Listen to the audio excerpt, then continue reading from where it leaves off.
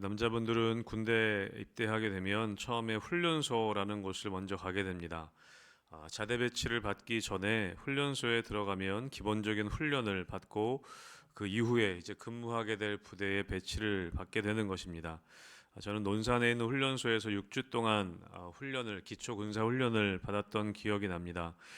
6주 동안 함께 훈련받았던 동기들이 굉장히 많이 친해졌습니다. 6주를 지내면서 티격태격하기도 하고 또 6주 동안 함께 먹고 자고 훈련받고 고생하고 그렇게 6주 동안의 훈련이 끝날 때쯤 되면 동기들과는 정말 큰 서로의 힘이 되고 떨어질 수 없을 정도로 그렇게 끈끈한 관계가 6주 동안 지내게 됩니다.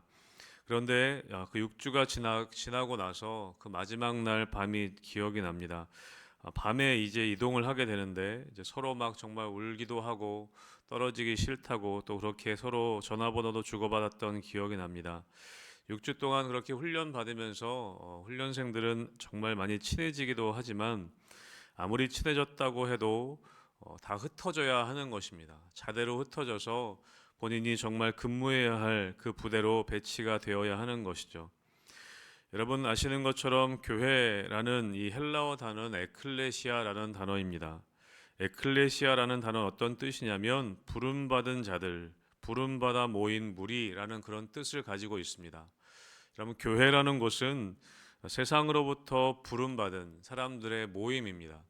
하나님께서 세상으로부터 우리를 부르셔서 그렇게 함께 모여서 예배하고 또 함께하게 하신 것이 바로 교회의 의미인 것이죠. 세상으로부터 부름받고 또 죽음으로부터 부름받아서 생명으로의 부르심으로써 우리가 함께 모여서 하나님께 예배하고 또 하나님께 기도하고 나아가는 것이 바로 교회라는 것입니다. 오늘 여러분 1절 말씀에 보면 예수님께서 그의 12제자를 부르셨다라고 기록하고 있습니다. 여러분 그런데 예수님께서 이 12제자를 부르셨는데 이 제자들을 부르신 것이 사실은 오늘 이 본문 10장의 말씀의 처음이 아니라는 것을 우리는 알고 있습니다. 예수님께서는 1차 갈릴리 사역 때 이미 제자들을 부르셨습니다. 그것이 마태복음 4장에 기록되어져 있습니다. 예수님께서는 갈릴리 바다에서 고기 잡던 베드로와 안드레를 부르셨습니다. 그리고 다른 제자들도 1차 갈릴리 사역 때 이미 그들을 부르셨습니다. 그리고 나를 따라오라 내가 너희를 사람 낚는 어부가 되게 하겠다라고 그렇게 말씀하시고 이미 그들을 부르셨습니다. 그때 이 제자들은 그물을 버려두고 예수를 따라갔다라고 그렇게 기록하고 있습니다. 여러분 그런데 오늘 본문에 보면 이 10장 1절에 보면 예수님께서 그의 12제자를 다시 부르시는 장면이 기록되어져 있습니다. 여러분 이것은 첫 번째 부르심과는 다른 의미를 가지고 있습니다. 예수님께서는 마태복음 4장에서 제자들을 부르십니다. 그리고 제자들과 함께 동행하시면서 예수님께서 산상수훈의 가르침을 가르치실 때에도 제자들은 옆에 있었습니다. 그 산상수훈의 가르침은 많은 무리들을 향한 가르침이기도 했지만 예수님의 제자들을 향한 가르침이기도 했습니다. 이 처음에 마태복음 4장에서 부름받았던 제자들은 예수님의 가르침을 받게 됩니다. 예수님의 말씀을 듣게 되죠. 그리고 이후에 보면 예수님께서 그 제자들과 함께 다니시면서 귀신도 쫓아내시고 또 병자들을 고치시고 많은 일들을 감당하시는 장면이 우리 9장까지 기록되어져 있습니다. 여러 기적들을 행하시는 장면이 기록되어져 있다는 것이죠. 이 제자들은 예수님과 함께 있으면서 예수님의 가르침을 받기도 하고 또 그리고 예수님이 행하셨던 기적과 놀라운 일들을 옆에서 함께 경험하게 됩니다. 훈련을 받은 것이죠. 여러분 그리고 오늘 본문에 보면 다시 이 12제자를 부르시는 장면이 기록되어져 있습니다. 여러분 이 제자들을 오늘 10장에 와서 왜 다시 부르시는가? 오늘 여러분 10장 5절에 보면 이렇게 기록하고 있죠. 예수께서 이 12를 내보내셨다라고 기록하고 있습니다. 여러분 마태복음 4장에서 제자들을 부르셨을 때 목적은 무엇이냐면 이들을 훈련시키기 위함이셨습니다. 예수님께서 가르쳐 주시고 말씀해 주시고 또 그들과 함께 실제적으로 귀신도 쫓아내시면서 기적을 행하시면서 이 제자들을 훈련시키시는 장면이 기록되어져 있는 것이죠. 그래서 학자들은 한 1년여 정도의 시간이 흘렀을 것이라고 추측하고 있습니다. 여러분 9장까지 마태복음 4장에서 이 제자들을 부르셔서 마태복음 9장까지 함께 계시면서 가르치시고 여러 훈련을 시키시는 기간이 한 1년 정도 걸렸을 거라고 이 학자들은 추측합니다. 그리고 오늘 10장에 보면 그 제자들을 부르셔서 오늘 10장에서는 다시 제자들을 왜 부르시는가? 오늘 5절의 말씀처럼 그들을 보내시고자 하시는 목적이 있으셨다는 것입니다. 사랑하는 성도 여러분, 하나님께서는 우리를 교회로서 부르십니다.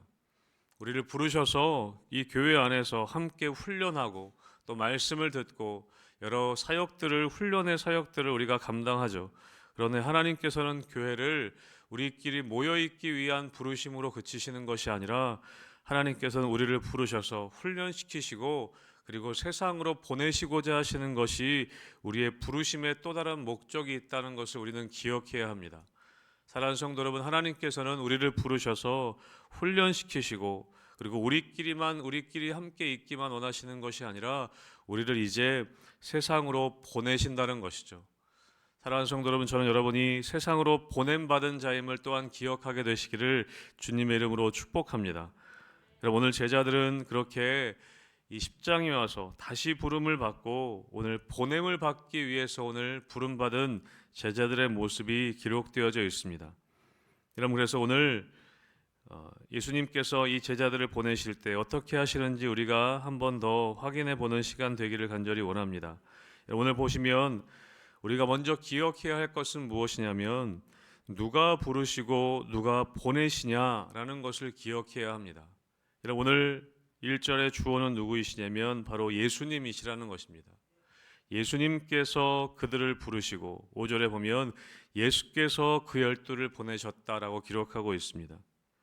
여러분, 우리는 늘 우리의 삶 가운데 누가 나를 부르시고 누가 나를 보내셨는지를 우리는 기억하는 것이 너무나 중요합니다.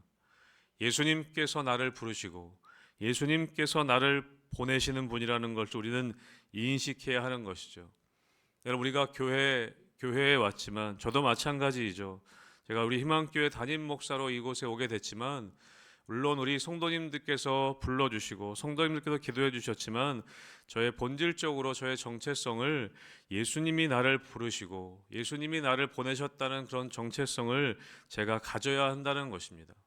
우리 성도님들도 마찬가지입니다. 그냥 온 것이 아니라 내가 온 것이 아니라 예수님이 나를 부르셨고 그냥 내가 간 것이 아니라 예수님이 나를 보내셨다라는 그런 정체성이 우리의 심령 가운데 분명히 있어야 한다는 것입니다. 여러분, 그럴 때 우리는 때로 부족하고 연약하지만 나를 보내신 분이 계시기에 나를 부르신 분이 계시기에 그분을 의지할 수 있다는 것이죠. 여러분 사람이 불렀다고 생각하면 우리는 그 사람에게 잘 보이려고 합니다. 사람이 보냈다고 생각하면 그 사람에게 잘하려고 한다는 것이죠. 여러분, 그러나 우리는 우리가 스스로 온 것도 아니고 사람이 불러서도 아니고 예수님이 부르시고 예수님이 보내셨다는 그 귀한 정체성을 갖는 것이 너무나 중요합니다. 왜냐하면 그분을 신뢰할 수 있기 때문에 그렇습니다. 우리를 부르시고 보내신 분을 우리가 의지할 수 있기 때문에 그렇습니다. 여러분, 그래서 데살로니가전서 5장에 보면 이런 말씀이 있습니다. 여러분을 부르신 분은 신실하시기 때문에 이 일을 반드시 이루어 주실 것입니다. 우리를 부르신 분이 신실하기 때문에 그 일을 반드시 그분께서 이루어 주신다는 것입니다. 여러분, 그 믿음이 우리 가운데 있어야 합니다. 내가 잘나서가 아니라 내가 대단해서가 아니라 예수님이 나를 부르시고 나를 보내신 분이 대단하시기 때문에 그분이 신실하시기 때문에 나를 통해서 내가 일하는 것이 아니라 그분께서 그 일을 반드시 이루어 주실 것이라는 여러분, 그 믿음이 여러분 가운데 있게 되시기를 주님의 이름으로 축복합니다. 우리는 나를 부르시고 나를 보내신 그분을 신뢰하고 의지해야 하는 것이죠. 여러분, 오늘 또 기억해야 할 것은 무엇이냐면 오늘 1절 말씀에 이렇게 말씀하고 있습니다. 여러분, 같이 한번 1절 말씀 다시 읽어보겠습니다. 시작. 예수께서 그의 12 제자를 부르사 더러운 귀신을 쫓아내며 모든 병과 모든 약한 것을 고치는 권능을 주시니라. 아멘. 여러분, 예수님께서 제자들을 부르셨을 때 마태복음 4장에서 제자들은 곧 그물을 버려두고 예수를 따랐다라고 기록합니다. 여러분, 우리는 예수님을 따르기 위해서 버려야 할 것이 있습니다. 나의 것들을, 내가 의지했던 것들을 버려야 할 때가 있습니다. 여러분, 기독교의 시작은 무엇이냐? 예수님을 따르기 위해서 시작은 무엇이냐? 버려야 할 것이 있다는 것이죠. 여러분, 그런데 우리는 버리고 끝이 아닙니다. 기독교는, 우리가 믿는 기독교 신앙은 버리는 것으로 그치지 않습니다. 우리의 것들을 다 비우는 것으로 그치지 않습니다. 예수님께서는 우리가 버린 그 자리에 하나님의 것들로 채워주십니다. 오늘 1절에 보면 예수님이 제자들을 부르셔서 그냥 버리려고만 요구하시는 것이 아니라 권능을 주셨다라고 말씀하고 있습니다. 사랑하는 성도 여러분, 우리의 것들을 버리게 될 때, 우리를 부르신 주님을 의지하게 될 때, 여러분, 우리는 하늘의 것들로 채워지는 은혜를 경험하게 될 줄로 믿습니다. 여러분은 하늘의 권능을 경험할 수 있어야 합니다. 여러분, 누가복음에서는 제자들을 보내실 때 병을 고치는 능력과 권위를 주셨다라고 말씀합니다. 여러분, 사도행전에 보면 기억하시죠? 제자들에게 하나님께서 성령을 보내주십니다. 사도행전 1장 8절에 그렇게 약속하십니다. 성령이 너에게 임하시면 너희가 권능을 받게 될 것이다. 여러분, 하나님께서는 우리에게 능력을 주시는 분이십니다. 여러분, 우리는 예수님께서 우리를 보내실 때 그냥 보내시는 것이 아니라 우리에게 권능을 주시는 것을 기억해야 합니다. 그리고 우리는 하늘의 권능으로 사역할 수 있는 그런 우리의 삶의 방법들을 훈련할 수 있어야 한다는 것이죠. 우리가 사역들을 감당하다 보면 그 사역에 익숙해질 때가 있습니다. 그래서 때로는 하나님을 의지하지 않고도 그 일들을 감당할 수 있을 것처럼 여겨질 때가 있습니다. 그리고 그냥 해도 잘할 때가 있습니다. 여러분, 삶의 자리에서도 마찬가지죠. 그냥 단순히 교회 사역만이 아니라 우리가 삶의 자리에서, 가정에서의 일들, 또 회사에서의 일들, 여러분, 그 일들은 오랫동안 해왔기 때문에 그냥 할 수도 있습니다. 그러나 여러분, 중요한 것은 무엇이냐면 내가 매일매일 예수님께로부터 보냄받은 자라는 것을 기억한다면 여러분, 주님이 주시는 권능으로 그 일들을 감당할 수 있는 것입니다.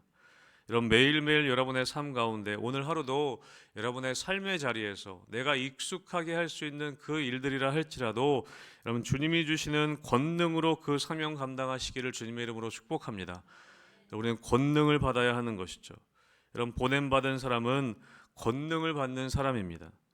여러분, 또 우리가 한 가지 더 기억해야 할 것은 무엇이냐면 오늘 예수님께서 말씀하시죠. 이후에 12제자를 보내시면서 여러 가지 것들을 많이 말씀하십니다. 그 중에 7절에 보면 가면서 전파하여 말하되 천국이 가까이 왔다 해라. 여러분, 예수님께서는 우리가 가서 사명을 전할 때 분명한 목적이 있다고 말씀하십니다. 우리는 전해야 할 것이 있다는 것이죠. 여러분, 귀신을 쫓아내고 병든 자를 고치고 약한 자를 세워주는 그 일들을 해야 하는 분명한 목적은 무엇이냐면 우리가 복음을 전하기 위함임을 기억해야 한다는 것입니다. 우리가 권능을 받고 우리가 살아가는 삶의 자리에서 여러 일들을 감당할 때 궁극적인 우리의 목적은 무엇이냐면 복음을 전하기 위함, 천국이 가까이 왔다라는 이 메시지를 전하기 위함이라는 것을 우리는 기억해야 합니다. 저는 여러분의 삶의 모든 일들과 사역들을 통해서 결국에 복음이 전파되는 역사가 있게 되기를 다시 한번 주님의 이름으로 축복합니다. 그래서 예수님께서는 그 이후에 이 제자들을 그렇게 보내시면서 오늘 계속해서 말씀하시는 것이죠. 9절과 10절에 보면 너희 전대에 금이나 은이나 동을 가지지 말고 여행을 위하여 배낭이나 두버롯이나 신이나 지팡이를 가지지 말라. 이는 일꾼이 자기의 먹을 것 받는 것이 마땅함이라. 여기서 아무것도 가지지 말라는 것은 계획 없이 그냥 무계획을 뜻하는 것이 아니라 이건 분명한 의지의 방향을 우리에게 분명히 하라는 말씀이라는 것입니다. 물질을 의지하지 말고 철저히 하나님만을 의지하라는 것에 대한 강조점이라는 것을 우리가 기억해야 한다는 것이죠. 여러분, 하나님의 일은 하나님의 것으로 하는 것이라고 말씀한다는 것입니다. 우리에게 권능을 주셨다는 것도 마찬가지죠. 우리가 재물을 의지하거나 세상의 것을 의지하는 것이 아니라 하나님의 일을 감당할 때 하나님이 주시는 것들로 하라는 것, 철저하게 하나님 의지하라는 것을 말씀하고 있습니다. 여러분 그 이후에 보면 예수님께서 또 말씀하시죠. 11절 이후에 보면 이렇게 말씀합니다. 어떤 성이나 마을에 들어가거든 그 중에 합당한 자를 찾아내 너희가 떠나기까지 거기 머물라라고 말씀하시고 14절에 보면 누구든지 너희를 영접하지도 아니하고 너희 말을 듣지도 아니하거든 그 집이나 성에서 나가 너희 발의 먼지를 떨어버리라라고 말씀하고 있습니다. 여러분 우리가 이 세상 가운데 보냄 받아서 주님의 사명 감당할 때 항상 환영받는 것은 아니라는 것입니다. 우리의 삶의 자리에서 우리가 하나님의 뜻대로 또 하나님 보냄받은 뜻을 가지고 우리가 살아갈 때 사람들에게 환영받지 못할 수도 있음을 우리에게 말씀하고 있습니다. 여러분 우리가 복음을 전해도 거절당할 수 있고 내가 하나님의 뜻대로 살아도 여러분 세상 사람들에게 거절당할 수 있는 삶이라는 것을 우리가 기억해야 한다는 것이죠. 그런데 중요한 것은 그것이 실패가 아니라는 것입니다. 여기서 발의 먼지를 떨어버리라는 것은 그것을 미워하거나 저주하라는 의미가 아니라 그 결과를 그 책임을 하나님께 맡기라는 그런 신앙의 태도를 말씀해주고 있습니다. 여러분 결과는 하나님의 영역입니다. 여러분 우리의 영역은 순종하는 것이죠. 순종이 우리의 영역일 뿐이지 결과는 하나님의 영역임을 우리는 기억해야 하는 것입니다. 그것이 바로 예수님께서 제자들을 보내실 때 당부하셨던 말씀이라는 것입니다. 사랑하는 성도 여러분, 예수님께서는 오늘도 우리를 부르셔서 주님과 함께 훈련받기를 원하시고 거기서 그치는 것이 아니라 우리가 함께 예배했다면 우리가 함께 하나님의 은혜를 누렸다면 우리는 보냄받아 세상으로 오늘도 우리가 나아가야 하는 것입니다. 나아갈 때 예수님은 그냥 보내시지 않고 우리에게 권능을 주십니다. 그리고 하나님만을 의지하라고 말씀하십니다. 그리고 결과는 하나님께 맡기라고 말씀하십니다. 사랑하는 성도들 오늘도 주님 보내시는 그 자리에서 하나님이 주시는 권능을 가지고 사역하시고 그 사명을 감당하시고 또 하나님만 의지하시고 또 그 결과는 하나님께 맡기고 나아갈 때에 여러분 담대함으로 우리가 세상 가운데 보냄받은 자들로 담대하게 오늘 하루도 살아가게 되시기를 주님의 이름으로 축복합니다.